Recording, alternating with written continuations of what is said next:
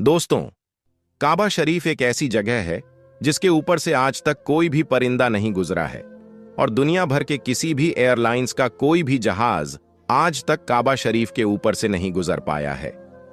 कुदरती तौर पर अल्लाह ताला ने काबा शरीफ की दिशा ही ऐसी रखी है कि कभी भी चांद और सूरज भी काबा शरीफ के ऊपर से नहीं गुजर पाए हैं।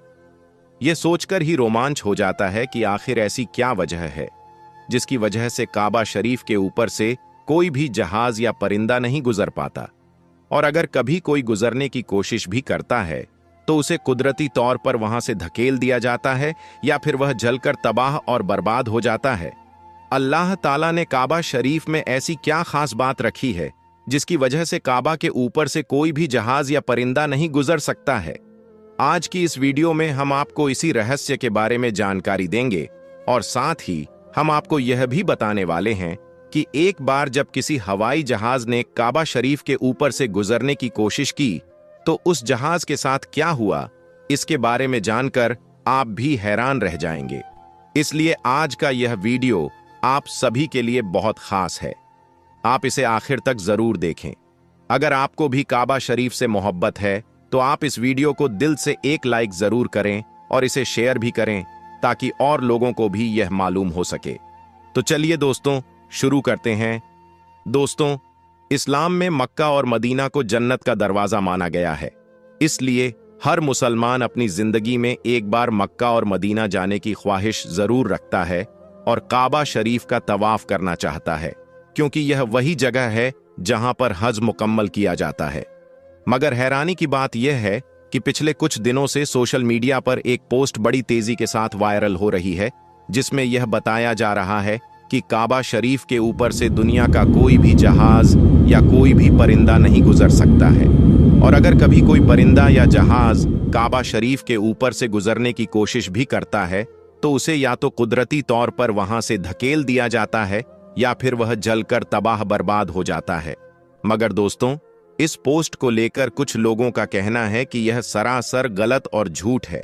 काबा के ऊपर से जहाज भी गुजरता है और परिंदे भी काबे के ऊपर से उड़कर गुजरते हैं, तो इससे कुछ लोग इस पोस्ट को गलत बता रहे हैं। मगर हम आपको बता देते हैं कि यह पोस्ट झूठ और गलत नहीं है, बल्कि यह पोस्ट बिल्कुल सच है। आज तक कोई भी जहाज काबा शरीफ के ऊपर से गुजर नहीं पाया है। दोस्तों, आप सोच रहे होंगे कि आखिर ऐसा क्यों होता है? अल्लाह ताला ने काबा शरीफ में ऐसी क्या खास बात रखी है?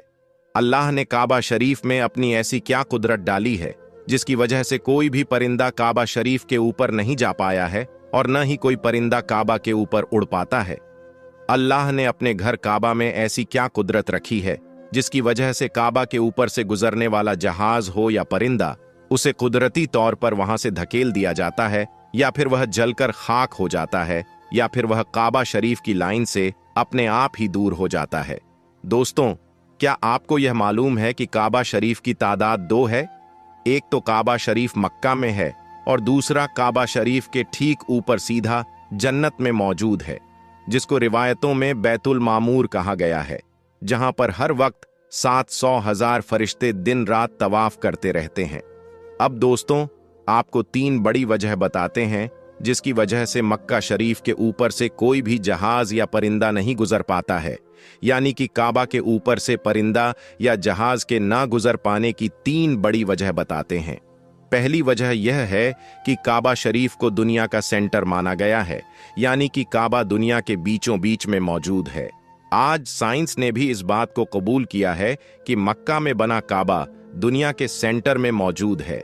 इसी वजह से काबा शरीफ दुनिया के सेंटर में होने की वजह से सबसे ज्यादा ग्रेविटी काबा शरीफ के ठीक ऊपर और नीचे होती है। इसी कारण अगर कोई परिंदा या हवाई जहाज काबा शरीफ के ऊपर से गुजरने की कोशिश करता है तो ग्रेविटी की वजह से वह परिंदा या हवाई जहाज अपने आप ही काबा शरीफ की लाइन से दूर हो जाता है। इसका मतलब यह हुआ कि काबा शरीफ के ऊपर से कोई भी चीज, चाहे वह परिंदा हो, हवाई जहाज हो या फिर कोई और चीज हो, अल्लाह की कुदरत से अपने आप ही काबा शरीफ के ऊपर से हट जाती है और उस चीज को कुदरती तौर पर वहां से धकेल दिया जाता है, यानी कि उस चीज को अल्लाह की कुदरत से हटा दिया जाता है। यही वजह है कि काबा के ऊपर से कोई भी परिंदा या हवाई जहाज नहीं गुजर पाता है।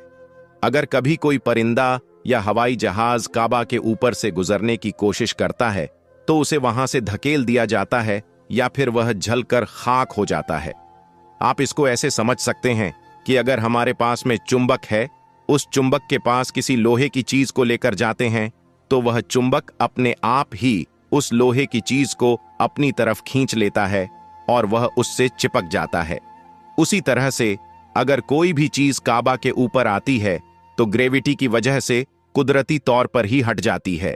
दोस्तों, यही वजह है कि सऊदी सरकार ने काबा शरीफ के ऊपर से हवाई जहाज के गुजरने पर सख्ती से पाबंदी लगा रखी है।